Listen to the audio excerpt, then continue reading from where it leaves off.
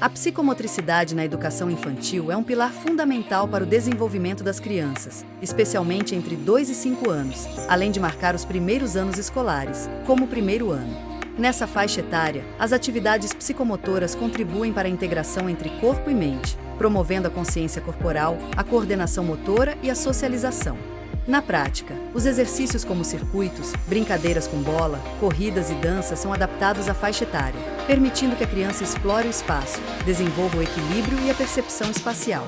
No primeiro ano, a psicomotricidade se torna uma ponte entre a educação física e o currículo, facilitando a aprendizagem, o autocontrole e a confiança. Assim, a prática psicomotora, embasada em teorias da pedagogia e da educação física, é um caminho essencial para o pleno desenvolvimento das crianças, preparando-as para os desafios futuros e promovendo uma base sólida na vida escolar.